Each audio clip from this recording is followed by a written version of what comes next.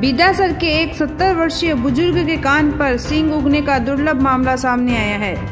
राजकीय बगड़िया अस्पताल के चर्म रोग विशेषज्ञ डॉक्टर सुनील मीणा ने कान पर उगे 4 इंच लंबे सींग को बिना किसी ऑपरेशन व टांके के हटाकर बुजुर्ग को राहत दी है। डॉक्टर मीणा ने बताया कि उन्होंने अपने करियर में पहली बार इतना बड़ा त्वचीय सींग देखा है। बिदासर के 70 वर्षीय मोहम्मद इशाक के करीब 20 साल पहले कान पर छोटा सा मस्सा हुआ था। धीरे धीरे मस्से ने सींग का रूप ले लिया। डॉक्टर ने बताया कि हूबहू पशु के सींग की तरह ये दुर्लभ मामला है। रोगी मोहम्मद इशाक ने कई बड़े शहरों के अस्पतालों में इस बीमारी को दिखाया, लेकिन कहीं से सकारात्मक जवाब नहीं मिला। चर्म रोग विशेषज्ञ डॉक्टर सुनील मीणा से मिलने के बाद उनका 15 मिनट में बिना बेहोश किए सफल इलाज कर दिया।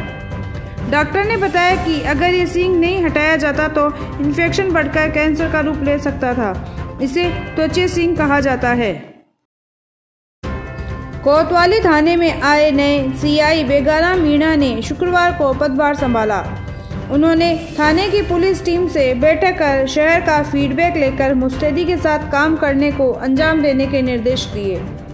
प्रेस वार्ता में उन्होंने कहा कि वे जब तक सुजानगढ़ में रहेंगे निर्भीक होकर काम करेंगे। चलिए सुनते हैं नए सीआई ने क्या कहा। यह है कि सुजानगढ़ की जनता को पूरी तरह से आश्वस्त कर रहा हूँ कि जितने टाइम मेरा यह कार्यकाल रहेगा निर्भीक होकर एकदम से किसी भी समय कोई सूचना प्राप्त होगी उसको रेस्पॉन्स टाइम में पुलिस मौके पे पहुंचेगी और जो लीगल कार्रवाई होगी वो कार्रवाई करेगी। नंबर 2 बात यह कि किसी भी तरीके की क्रिमिनल एक्टिविटी जो कहीं हो रही है उसमें मैं पूरी तरह से इंश्योर करूंगा और सूचना कलेक्ट करके उनके खिलाफ कार्रवाई करेंगे जितनी ज़्यादा से ज़्यादा हो सकती है।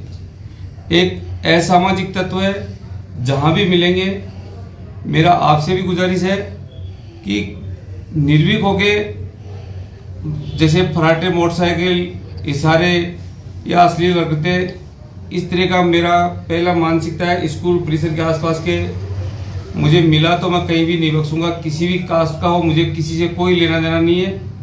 और दूसरी बात ये क्रिमिनल लोग हैं जिनको भी मेरा मैसेज है कि काफ़ी कुछ किया होगा। मैंने भी 33 साल की इस पुलिस विभाग में सर्विस की है और मैं मेरे एरिया में जहाँ भी रहा हूँ मेरी एक अलग पहचान है। मैं किसी को अलग से कोई महत्व नहीं है, सभी के लिए समान महत्व है और सभी की सेफ्टी के लिए मैं यहाँ आया हूँ। और मैं आपको पूरी तरह आश्वस्त कर रहा हूँ कि आप एकदम चैन की नींद सोए। आपके साथ में किसी भी तरीके की कोई घटना हो आप मुझे सूचित करेंगे। किसी भी टाइम आपको ये थाना बंद नहीं मिलेगा, मेरा फोन बंद नहीं मिलेगा। मुझे रात की 2 बजे 12 बजे किसी टाइम कॉल करेंगे तो मैं स्वयं आपको रिस्पॉन्स दूंगा उस टाइम। ये नहीं है कि मैं फोन स्विच ऑफ कर लिया यार उठा नहीं रहा, कोई जवाब नहीं दे रहा, प्रॉपर मैं आपको रिस्पॉन्स दूंगा। कोई भी नहीं आएगा, मैं स्वयं आपके पास में आऊंगा, लेकिन मुझे टाइम से आप सूचना देंगे। किसी तरीके की कोई असामाजिक कोई गतिविधि हो रही है तो मुझे बताएंगे।